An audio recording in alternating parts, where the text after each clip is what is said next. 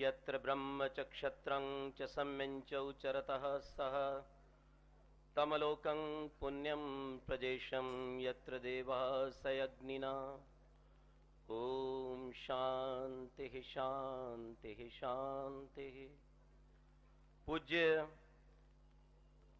अध्यक्ष श्री आचार्य बलदेव जी एवं अन्य साधु वृंद, मान्य श्री कैप्टन साहब, प्रधान सार्वदेशिक सभा, हमारे इस संपूर्ण कार्यक्रम के संयोजक श्री ब्रह्मचारी राज सिंह जी, इस मंच पर उपस्थित सभी विद्वज्जन,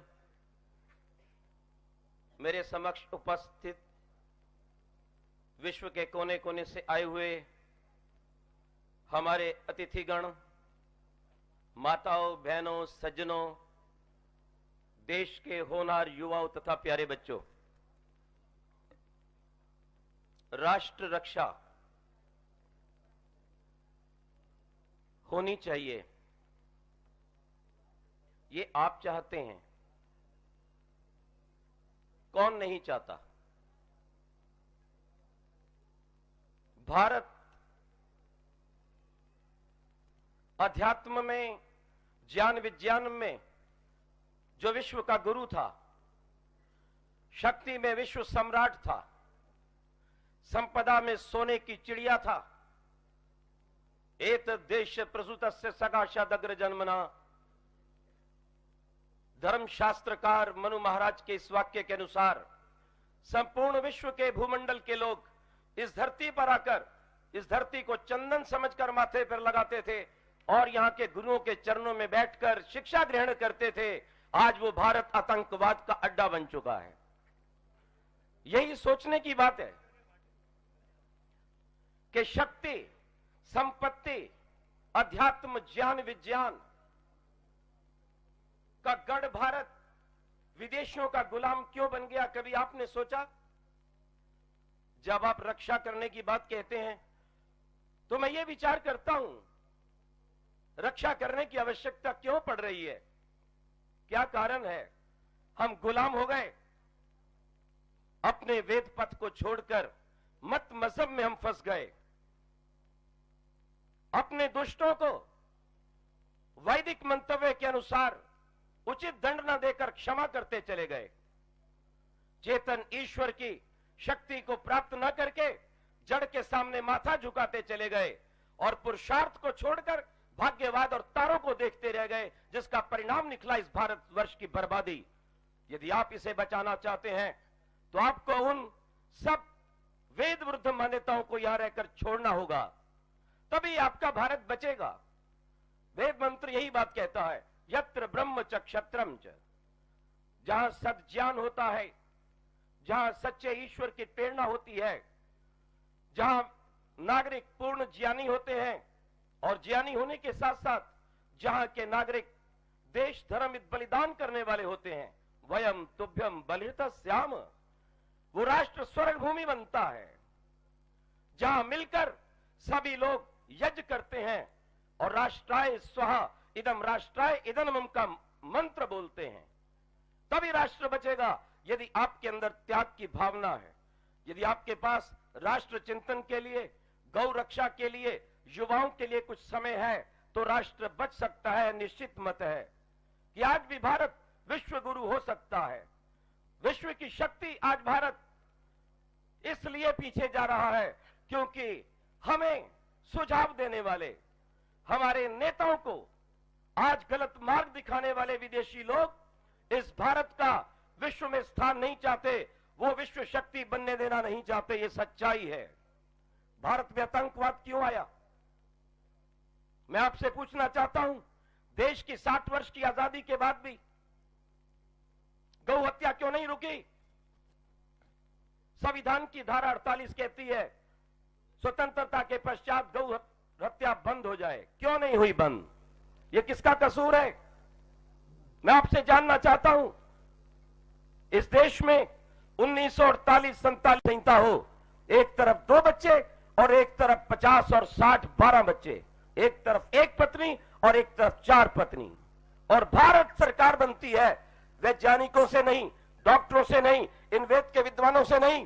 भारत सरकार बनती है मोहर के ठप्पे से। जिसके पास मोहर होगी वो भारत पर राज्य करेगा, और जो राज्य करेगा उसका ही मजहब चलेगा, आपका नहीं चलेगा। हस्ताक्षर करवाइए, बहुत अच्छी बात है, पर मैं आपसे जानना चाहता हूं, हस्ताक्षरों से भी पहले जब सुप्रीम कोर्ट यह निर्णय देती है कि समान कानून संहिता लागू करो, तो देश के पार्लियामेंट में बैठे हुए लोग उसको नकार देते हैं कि इसकी आवश्यकता नहीं है। समाज के दीवाने 1979 में यह बिल पास करवाने का प्रयास करते हैं, धर्मांतर नहीं होना चाहिए, तो देश में बैठे हुए मदर टेरेसा के पादरी और मौलवी उसका विरोध करते हैं। सरकार उस बिल को पास होने देना नहीं चाहती। जब देश का उच्चतम न्यायालय यह निर्णय करता है एक समान राज्य व्यवस्था होनी चाहिए, जाति पाति के अनुसार नहीं, तो हमारे देश का पूर्व प्रधानमंत्री राजीव गांधी एक स्पेशल बिल ला करके उसको गिरा देता है। क्या औकात है आपकी सुप्रीम कोर्ट की? क्यों आप मसले जा रहे हैं? इसी कारण कि आपने इस बात को कभी नहीं माना कि राज वो करता है जिसके पास शक्ति होती है, जिसके पास वोट पावर होती है, और वो पावर आज आपके पास नहीं है। भारत सरकार मजबूर है, अफजल खां को छोड़ रही है। क्यों? पूछो जाकर। इमाम बुखारी जिसके ऊपर नॉन बेलेबल वारंट है, वो दिल्ली में खुलेआम घूमता है, क्यों पकड़ा नहीं गया? तो एक जज से मैंने पूछा, हमारे ढींगरा जी यहाँ के एक बहुत अच्छे जज हैं भारत के, मैंने कहा इनको क्यों नहीं पकड़ा जा रहा? बोले बलवा हो जाएगा। इसका मतलब है कि आज पूरी भारत सरकार गुंडों के सामने, आतंक फैलाने वालों के सामने झुक चुकी है। भारत में कोई शासन शेष नहीं है। कोई मीडिया का व्यक्ति यहां बैठा हो, कोई नेता बैठा हो, मेरी बात तक ऊपर को पहुंचाए, विचार करे कि आज देश में शासन किसका है? आतंकवादियों का? अभी मैं 2 दिन पहले सुन रहा था, जिस मां ने अपना बेटा खोया, जिन बच्चों ने अपना पिता खोया, जिस धर्मपत्नी ने अपना पति खोया, संसद की रक्षा करते हुए उसके घर के सामने आकर गुंडे ये कहते हैं यदि तुमने अफजल खां की फांसी के लिए जोर लगाया तो हम तुम्हें नहीं छोड़ेंगे। शर्म की बात है ये। आपका भारत का शासन कहीं नहीं दिखता है। ये पुलिस अधिकारी बैठे हैं, पूछ लेना इनसे। मैं कारगिल के समय में कश्मीर में था, सब पुलिस वालों के, मिलिट्री वालों के हाथ बांध रखे हैं, इनको कुछ मत कहो, क्योंकि बाबा गांधी ये कह गए थे, एक तरफ कोई थप्पड़ मारे तो दूसरी तरफ खा लेना। चलते रहो मुन्ना भाई, थप्पड़ खाते रहो, गौओं को कटवाते रहो, देश का बेड़ा गर्क करते रहो, लेकिन इन गद्दारों के विषय में कुछ मत बोलो।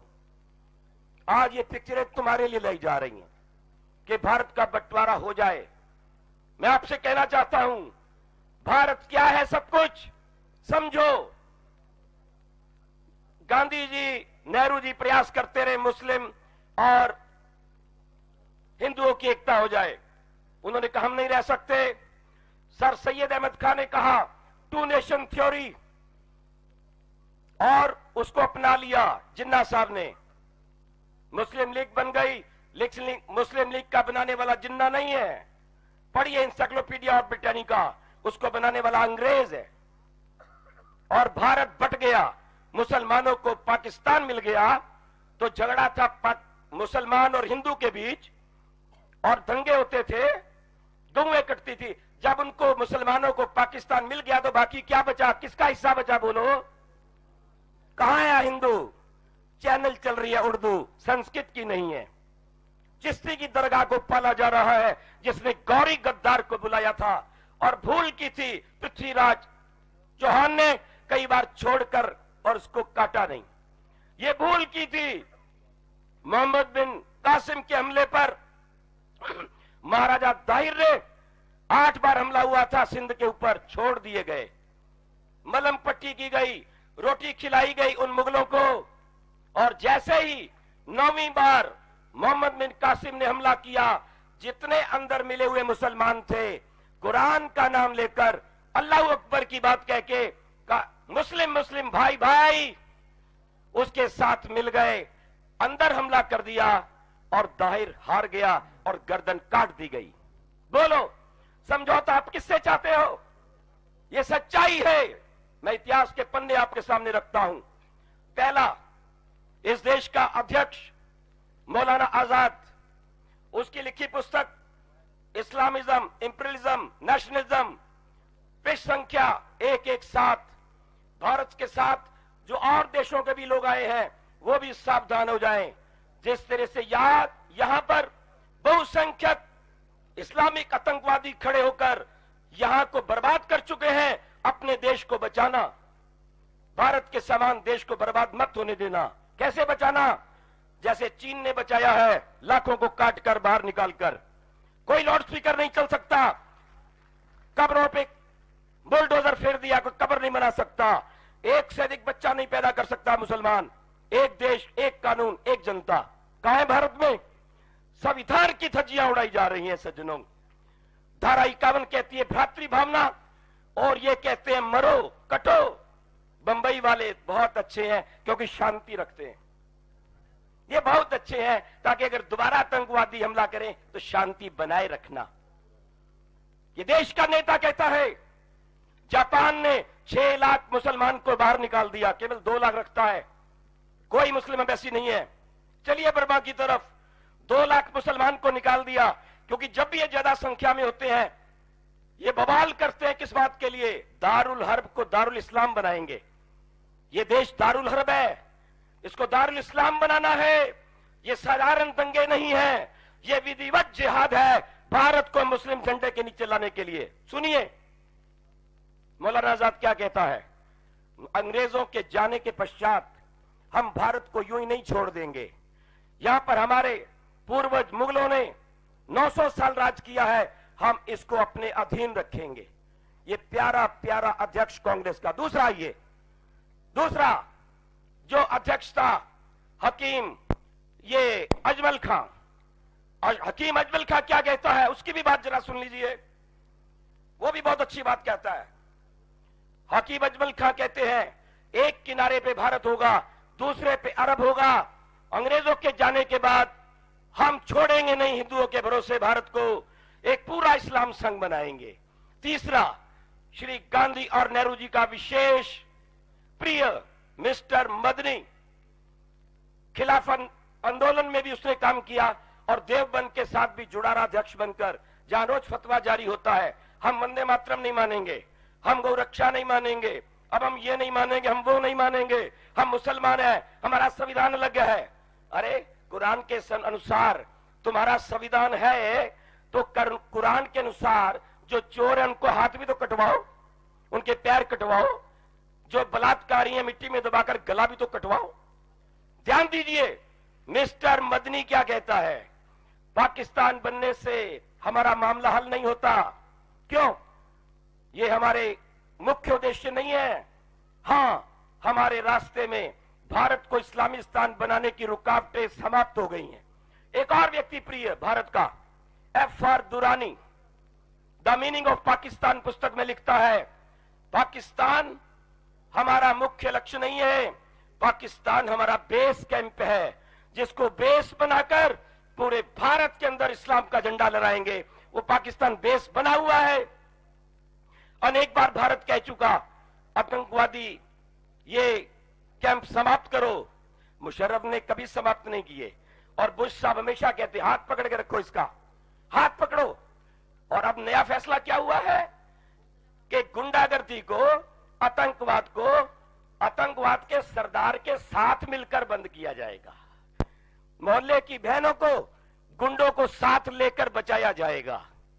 यानी मोहन के दूध का रखवाला मुशर्रफ बिल्ला जो ये कह चुका है यदि कश्मीर का मुद्दा नहीं भी रहा तो भी पाकिस्तान और हिंदुस्तान पे हमला करता रहेगा, क्योंकि हिंदुस्तान हिंदू का देश है और पाकिस्तान मुसलमान का देश है। ये मैंने आपके सामने प्रमाण रखे हैं। उनके नेता कुतुब आदि कह चुके हैं इस्लाम को ये आपके धर्मनिरपेक्षता से कुछ लेना देना नहीं है। हमारा संविधान कुरान है और जहां जहां दुनिया में कुरान के अनुसार सरकार है वो अल्लाह की सरकार है, जहां कुरान की सरकार नहीं है, याद रखना वो शत्रु की सरकार है। उसको समाप्त करना और हमारा मुख्य उद्देश्य है। अब उपाय क्या है आपका कि धारा 25 के अनुसार मजहबों पर प्रतिबंध लगे, धारा 50 के अनुसार भ्रातृ भावना बने। इसका एक ही उपाय है, वो मैं बता देता हूं। क्या? अपनी वोट को बढ़ाओ, आंदोलन करो। वो आंदोलन के बिना आप जी नहीं सकते। जाओ लाहौर में, कराची में, तिब्बत में जाइए और इधर दीमापुर नागालैंड जाइए, आप कोई सम्मेलन वहां नहीं कर सकते। अपनी वोट बढ़ाओ। हर आर्य समाज के अंदर गरीब और अनाथ के बच्चों को रखा जाए। हर 55 वर्ष के ऊपर का व्यक्ति अपना जीवन दान करे। उसके बिना कोई कार्य होने वाला बिल्कुल नहीं है। 1906 में आवाज लगाई थी इसी मंच पे, रंग पगड़ी संभाल जट्टा पगड़ी संभालो। इसलिए शक्ति रेव जयते बलम उपास्व, संकट की घटाओं में न डरना सीखो, तूफानों से टकराकर उभरना सीखो। जहरे पीकर दयानंद ये बोला था, जीने की तमन्ना है तो करना सीखो, जीने की तमन्ना है तो मरना सीखो। सर्वव्यापक है, आत्मा नित्य है, शरीर का कोई भरोसा नहीं। जीवन का उद्देश्य वेद के मार्ग पर चलते हुए उसको प्राप्त करना है। इसलिए एक संकल्प लेके जाइए, हमारे जीवन की आहुति दी जाएगी और हम अपने भारत को स्वर्ग बनाएंगे। भारत बचेगा तो विश्व बचेगा। अंतिम बात कहूंगा, वैदिक संस्कृति के बिना कभी शांति नहीं होगी। दो बातें मैं आपको कहता हूं। क्यों? वेद ईश्वर की वाणी है। बहुत से मुसलमान ईसाई लोग बैठे हैं, च्यवनप्राश खाते हैं। क्यों जी? च्यवनप्राश खाने वाले किसी व्यक्ति को पेट का दर्द होता है क्या? सिर दर्द होता है क्या? अकाल मृत्यु आती है? नहीं। जैसे वेद के एक सूत्र से बनाया च्यवनप्राश पूरे विश्व को जीवन देता है। अगर पूरे विश्व के लोग, बुश और ब्लेयर, लादेन भी उस वेद को मान ले तो दुनिया से आतंकवाद की समाप्ति हो जाए और अमृत रस का पान हो जाए। दूसरी बात, अंतिम बात कह के विराम दूंगा कि आप एक बात ध्यान में रखिए, दुनिया का कोई भी व्यक्ति दुखी होता है, मेंटल स्ट्रेस में है, डिप्रेशन में है, कहां जाता है? अमेरिका, जापान, याद रखना, जर्मन, इंग्लैंड, इन सब देशों के लोग हमें मिलते हैं। जब ये दुखी उदास होते हैं कहां जाते हैं? अमेरिका नहीं जाते, लंदन नहीं जाते, भारत में आते हैं। क्यों? भारत मां है।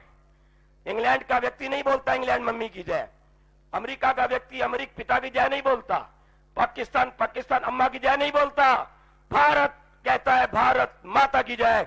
भारत विश्व की मां है। इस मां के पास आकर सबको शांति मिलती है। ये भारत मां बचेगी तो विश्व बचेगा और विश्व बचेगा तो ईश्वर की प्राप्ति होगी। आओ इस मार्ग को अपनाएं, राष्ट्र की रक्षा करें, जीवन की भेंट चढ़ाएं। ओम शांति शांति शांति। ओम। समय आप देख रहे हैं, ये मैंने आपके लिए कुछ साहित्य की रचना की है। मुस्लिम राजनीति से अनभिज्ञ आतंकवाद को बढ़ाते राजनेता, इन्हीं दिनों में लिखा है। बहुत आवश्यक पुस्तक है जो मैंने प्रमाण दिए हैं। आर्य खालसा हिंदुओं की हत्या, बाद में कर लेंगे, देश के साथ अन्याय, ये आप बाहर कहीं भी ले सकते हैं। मात्र 15 रुपए में ये 2-3 पुस्तकें हैं। धन्यवाद।